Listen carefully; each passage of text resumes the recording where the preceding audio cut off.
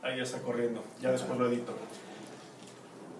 ¿Qué tal? Muy buenas tardes. En esta ocasión nos encontramos con el doctor Sergio Zamudio Ruiz, una de las personas que más ha aportado al mundo de las plantas carnívoras en México y también internacionalmente reconocido por su trabajo, sobre todo en pingüículas.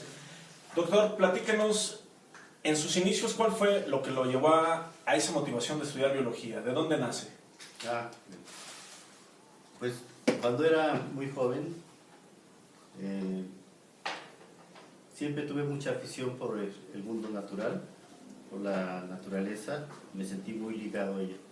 Y más o menos en la secundaria, al estudiar biología, descubrí que mi gusto por la naturaleza era más allá de lo normal y empecé a tener un enfoque hacia la biología.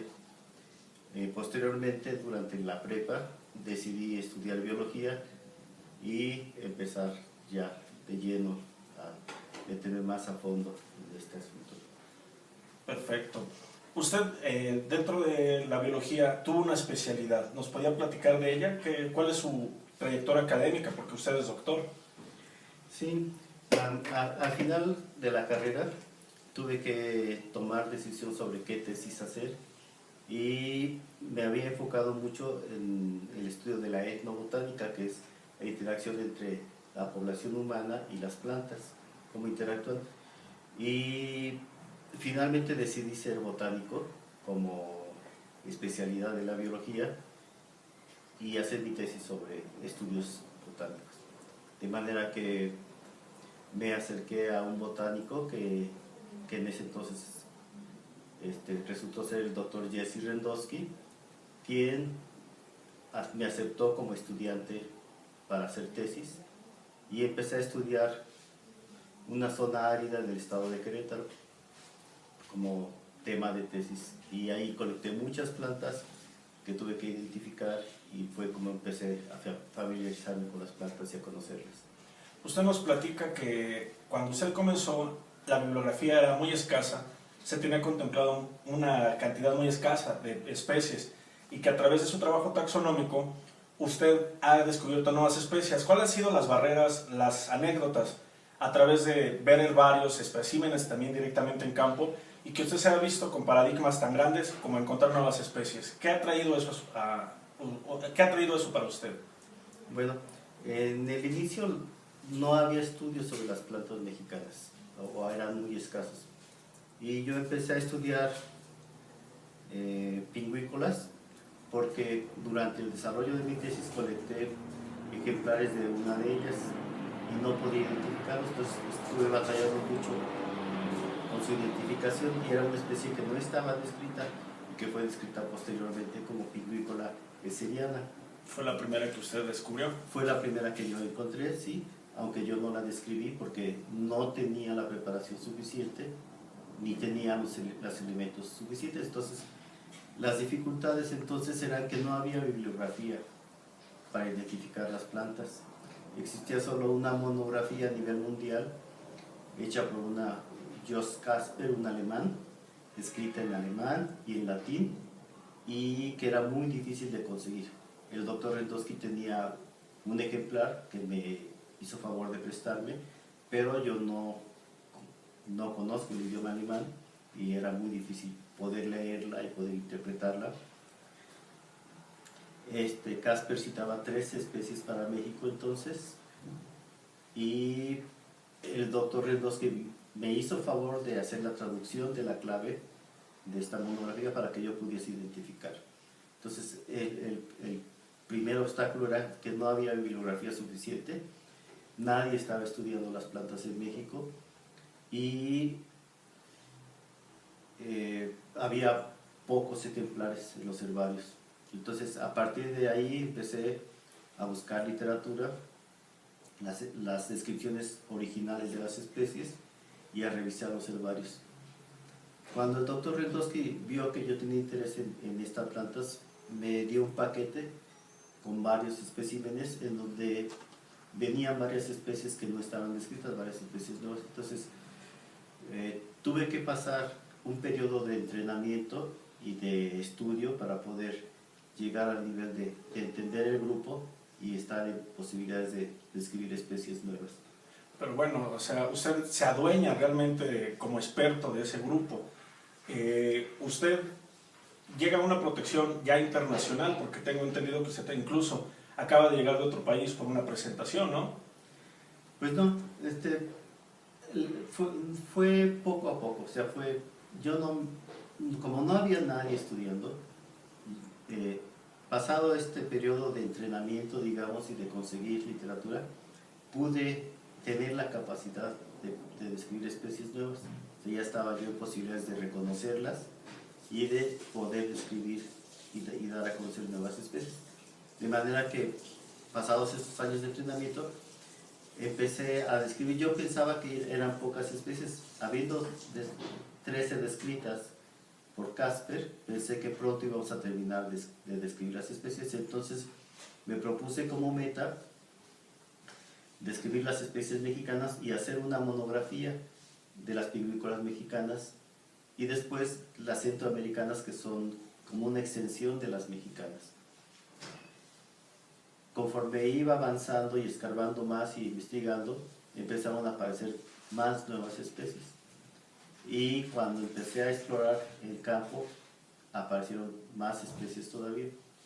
De manera que han sido casi 30 años de estar describiendo especies nuevas y no terminamos todavía, siguen apareciendo más especies. A la postre, México resultó ser el país más rico en diversidad de pingüícola y surgió la idea de que México es el centro moderno de diversificación del género, porque mantiene la mayor diversidad de especies en el mundo. Entonces, en el mundo actualmente se conocen alrededor de 100 especies de pingüícola y México tiene un poquito más de 50 especies, más de la mitad de las especies están en México. Ya Casper había identificado en su monografía la región caribea que él define, que es las Antillas, el sur de Estados Unidos y la Florida, las Antillas y México como la región, como un centro de diversificación de pingüícolas. Pero resulta ser México, más que el Caribe, la parte más interesante. El epicentro donde todas surgieron. Sí, donde está surgiendo la región moderna, porque... Usted nos platica que incluso actualmente dentro de nuestra República Mexicana aparecen nuevas especies.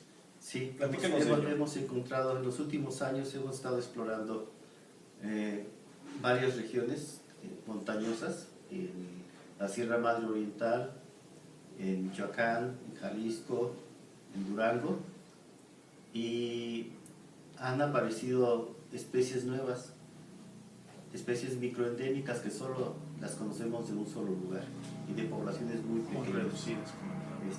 Estas todavía no las hemos descrito.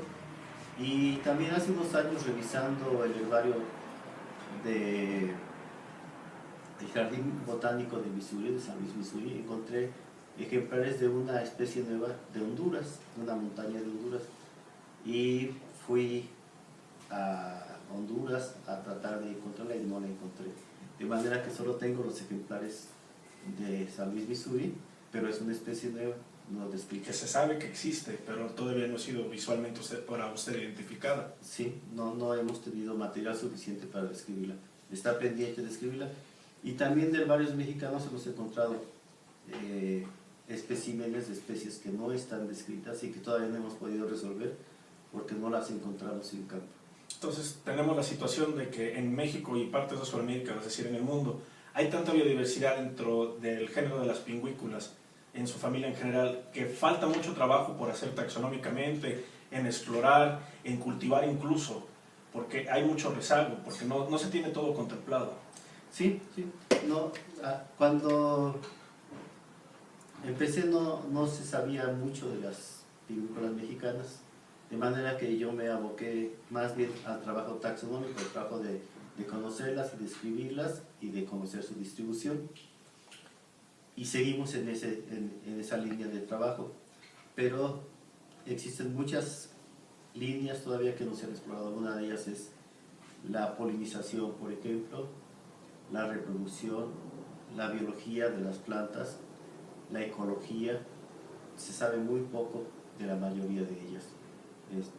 De algunas no se conoce cuáles son sus interacciones con el medio, cuáles son las características de los microambientes donde crecen, no están completamente descritas.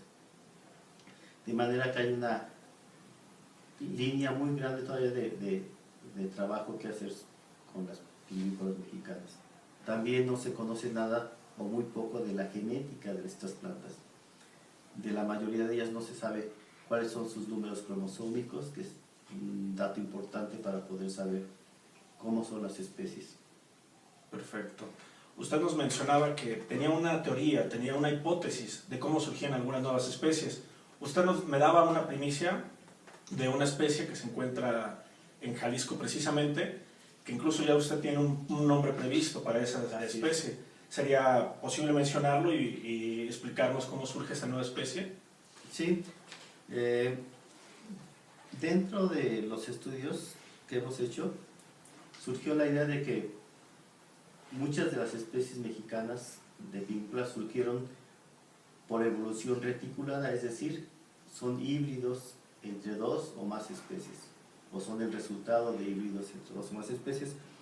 Y recientemente encontramos ejemplares de una planta que parece ser un híbrido entre Pinguicola oblongiloba y Pinguicola parvifolia. Al revisar las poblaciones en campo nos dimos cuenta de que sí es realmente un híbrido entre estas dos especies y que aparentemente se ha diferenciado como una especie ya independiente de los parentales, que se ha extendido ampliamente en un ambiente diferente al hábitat que ocupan los parentales. Entonces estamos por describirla como una especie nueva y se la vamos a dedicar a Jost Casper, la persona que hizo la monografía de las especies de Pinguicola en el mundo. Nos menciona también que esta planta tiene un hábito de crecimiento diferente, no es una planta de barranca, sino es una planta que se puede encontrar semejante al crecimiento que tiene la Pinguicola planifolia y primuliflora en Estados Unidos, que crece totalmente sobre el suelo. Así es, crece en planicies. Esta crece en las lomas de los cerros y en bosques de pino abiertos, resiste muy bien el sol directo y crece como si fuera pasto, ¿no? O sea, es muy vigorosa y muy exitosa. Y aparte nos comenta que se encuentra, es la población, colonia, ¿cómo decirlo?, más extensa, dice que son kilómetros de ella, ¿correcto? Así es, sí, es la población más grande que conocemos de Pinguicola, que se extiende por kilómetros y kilómetros. O sea, la pisas. Sí, prácticamente. Y está en el estado de Jalisco. Qué importante es conocer nuestra biodiversidad mexicana, que a pesar de que hemos explorado tal vez ciertos puntos de la República Mexicana se han hecho muy popularizados, quedan pequeños sectores todavía por descubrir, por explorar, y gente como usted que nos da la partitura de seguir soñando con esto, de llegar a hacerlo, porque a través de usted ha habido una cultura muy grande en México, existe una asociación, existen personas que hacen reuniones muy grandes a través de internet, se reúnen en lugares céntricos de la República, pero todos a partir de que en México se sabe que hay pingüículas, se sabe que hay utricularias, se sabe que hay dróseras, usted las ha descrito, usted ha tenido la oportunidad de verlas en su hábitat natural, es algo que no muchos comprenden, y usted ha impactado a través de su trabajo a más generaciones que han tenido la inspiración de seguir su trabajo, de ver el cultivo, de verlas en hábitat natural, de especializarse como usted. Es una de las personas más importantes que hay en este tema de las plantas carnívoras, junto con la señorita Marta Olvera, que se dedica directamente a utricularias. Yo quisiera preguntarle, usted en lo personal, ¿tiene algún espécimen, una especie que diga, esta es la favorita, o sea, ¿por qué? Bueno, la mayoría son muy bonitas, son plantas realmente muy vistosas cuando están en floración. Una de mis favoritas es Pinguicola moctezume, que fue una especie que describí yo hace unos años junto con Ricardo Siragüen, del cañón del río Moctezuma. Esta es una de mis favoritas porque es una planta de flores muy vistosas, de flores grandes, de color rosado y de hojas lineales, que la hace extraña. Hasta hace algunos años, pingüícolas con hojas lineales en México solo se conocía pingüícola gipsícola de San Luis Potosí, que es una planta también muy aislada, muy aislada, pero más pequeña, de flores más pequeñas, más pequeñas que Pingüicola Moctezuma, de manera que es más vistosa Moctezuma. Y si uno la mantiene en cultivo, florece durante todo el año. Y es autopolinizable incluso. Y se puede polinizar, sí. Entonces es una de las especies más bonitas, digamos, para tenerla en cultivo dentro de casa. Perfecto. Mire, yo en este lado le traigo una pingüícula. Es una pingüícula cuminata que ha sido mostrada anteriormente en videos. Se ha documentalizado que esta población desapareció. Yo quiero entregársela y que usted la tenga en cultivo. Usted, platíqueme, ¿qué tan malo ve el que una persona, siendo mexicano, salga a México, colecte especies que están tal vez aisladas o muy céntricas, no importando si es la misma especie, porque podemos colectar moranenses de aquí, de aquí, de aquí y de aquí, pero tarde que temprano van a desaparecer? ¿Usted está en contra de eso? ¿Está a favor de eso? ¿Qué nos puede comentar de que cada población, aun siendo la misma especie, se conserve de esta manera? Sí, bueno, lo ideal es que las poblaciones se conserven en la naturaleza. Así es. Que no colectemos exageradamente de manera que afectemos la viabilidad de esas poblaciones, que puedan seguir. Actualmente existe un boom en el mundo de cultivo de las plantas carnívoras. Hay muchos aficionados que están tratando de tener sus plantas carnívoras en casa o en sus invernaderos y están en busca de nuevas especies o nuevos ejemplares para añadir a sus colecciones. Lo ideal sería que estas plantas provengan de plantas cultivadas, reproducidas a partir de cultivo, ya sea cultivo de tejidos o cultivo por esquejes o por hojas, y que no afectemos a las poblaciones naturales. Debemos tener un respeto muy grande por las poblaciones naturales y tener ciertos principios éticos para no afectar a nuestras plantas. Una excesiva colecta de las plantas naturales puede acabar con sus poblaciones. Y aunque las pingüícolas mexicanas no están en las normas internacionales, sí debemos protegerlas, porque son parte de nuestra naturaleza. Son endémicas, en ninguna otra parte existe. La mayoría son endémicas, así es. A mí, en lo personal, ha sido un trabajo muy padre el poder colectar algunas especies que usted ha mencionado, como esta utricularia de Michoacán. No vamos a decir específicamente dónde se encuentra para evitar el saqueo, ya que a partir de las 6-7 hojas que se tomaron, se han sacado cajones y macetas enteras de ella. Yo a usted le traigo una pequeña parte para que usted la cuide. Es también su trabajo porque usted la ha citado.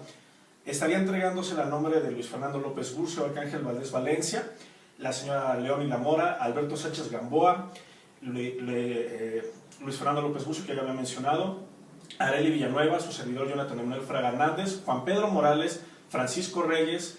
Somos las personas que nos hemos encargado de encontrar las poblaciones, preservarlas en cultivo, porque si, como se dice, sacamos 5 especímenes, pero de esos 5 especímenes sacamos 5,000 más, estamos salvándole la vida a esos 5,000 especímenes, porque aún sabiendo dónde está el hábitat, ya no es necesario depredarlo. Y como esta cuminata desapareció el hábitat, llegaron, entubaron, pues bueno, tiene diferencias poblacionales, aún siendo una especie muy simple, que vale la pena conservar, y usted no me puede llevar la contraria en este comentario, porque cuántas poblaciones de la misma especie usted ha visto, y supongo que alguna vez lo han puesto en duda si una especie es nueva especie, porque son muy variantes y realmente conviene conservarlas. Sí, no, sí, es cierto, hay que conservarlo lo más que podamos en sus variantes naturales. La mayoría de las especies tienen una variación genética amplia y esta es una riqueza, esta variación genética también. O sea, no solo tenemos una riqueza de especies, sino dentro de cada especie tenemos una riqueza genética que hay que conservar también. Así es. Con eso concuerdo totalmente con usted, doctor. Algo importante, usted se ha retirado del mundo profesional, usted ha concluido, digamos, con su vida laboral, pero usted tiene todavía nuevos proyectos que desempeñar. ¿Puede platicarnos de ello? Sí, bueno, recientemente me he pensionado por razones de fuerza mayor, pero mi intención es seguir trabajando con las pingüícolas y con la taxonomía de las plantas mexicanas. Y uno de mis objetivos de siempre ha sido terminar el estudio de las pingüícolas mexicanas y publicar un libro sobre las especies mexicanas y centroamericanas de pingüícola, en donde podamos vertir la mayor parte de nuestras experiencias y conocimientos recabados a partir de 30 años de estarlas estudiando. Entonces mi meta es que en unos pocos años podamos tener un libro sobre las pingüícolas de México y Centroamérica. Ahora ya no solo yo, sino junto con algunos de mis estudiantes que me ayudarán a esta tarea. Perfecto. A lo que yo le había a usted comentado, hay una palabra que yo he utilizado mucho, no sé si usted concuerda con ella. Estas plantas yo las catalogo personalmente como mixotrofofitas. Mixo como variado, trofo de alimentación, una planta que se alimenta de diversas cosas. No las llamaría carnívoras porque no comen exclusivamente carne, ya que comen moluscos, copépodos, colémbolos, arácnidos, etc. ¿Usted concordaría con esta palabra, mixotrofofitas? ¿O cómo las llamaría? Bueno, puede ser, ¿no? O sea, yo creo que no hay discrepancia en esto. Popularmente han sido llamadas plantas insectívoras o plantas carnívoras, que es más fácil identificar en ese sentido su afición por atrapar pequeños organismos y digerirlos. De todos modos debemos destacar que este comportamiento entre las plantas es muy extraño, que son excepcionales las plantas que siguen esta forma de alimentación y son muy destacadas, ¿no? Y gracias a esa rareza es que son plantas tan apreciadas por los aficionados. Muy bien. Por último, usted ya le he platicado un poco del trabajo que yo he venido realizando cultivando esas plantas. ¿Algún consejo que quiera dar, dando un mensaje? Porque hay mucha gente que a través de redes sociales se le ha dado difusión a la colecta de las plantas, el manejo de las plantas, cómo lo hemos realizado. ¿Usted qué aconsejaría? Bueno, mi visión es que nosotros somos afortunados en México de tener tanta diversidad. Así es. De hecho, México se define como uno de los países mega diversos en el mundo. Entonces, tenemos el compromiso de mantener y conservar esta gran diversidad. No es la excepción el género pingüícola. México es de los países más diversos del mundo en pingüícola y tenemos la obligación de conservarlas. De manera que mi consejo es que si nosotros vamos a cultivar estas plantas, protejamos las poblaciones naturales y que procuremos reproducirlas a través de medios modernos de reproducción que podrían ser el cultivo de tejidos o por esquejes o por hojas, y que a partir de ahí seleccionemos cultivares que por alguna característica nos llamen la atención, ya sea por flores muy bonitas o por el color o por la forma, y esos cultivares entonces sí promover su cultivo y quizás su venta al público en general, de manera que no afectemos a las poblaciones naturales con la venta de estas plantas. De la planta extraída, sino del trabajo cultivado. Sí. Y también que tengamos la cultura de registrar y conservar nuestros cultivares. Los europeos son muy disciplinados en esto. Ellos, cuando tienen cultivares y plantas que consideran que pueden ser interesantes para la venta o para los coleccionistas, las registran y entonces ya empiezan a distribuirlas. Nosotros no tenemos esa costumbre, yo creo que debemos adoptarla. Sí, es una desgracia que en México, teniendo tanta diversidad, veamos que un mexicano las colecte, las reproduzca, las investigue y le demos pie a que mejor año tras año, como usted mencionaba, venga un extranjero y tome lo que es nuestro para vendernos lo que es nuestro a sus precios y ellos tengan la ganancia, cuando realmente nosotros somos los ricos en esa biodiversidad. Así es, tenemos que aprovechar esa ventaja, que es una ventaja propia del país en que vivimos, ¿no? Entonces, es mejor reproducir nuestras plantas y venderlas nosotros mismos a que lo hagan los extranjeros, que se adueñen de nuestros recursos y de nuestra biodiversidad. Me parece perfecto. Por mi parte, doctor, sería todo. Muchas gracias por su tiempo. Apreciamos realmente que nos pueda compartir sus experiencias. No sé si usted tenga algo más que agregar. Pues no, es muy importante continuar con los estudios de las plantas mexicanas y por mi parte voy a continuar todo el tiempo que me resta y yo espero que muchos jóvenes se incorporen a esta tarea. Así va a ser. Muchísimas gracias por su tiempo y por todo lo que usted nos ha proporcionado en esta entrevista, doctor. Pues muchas gracias. Muchas gracias a ustedes.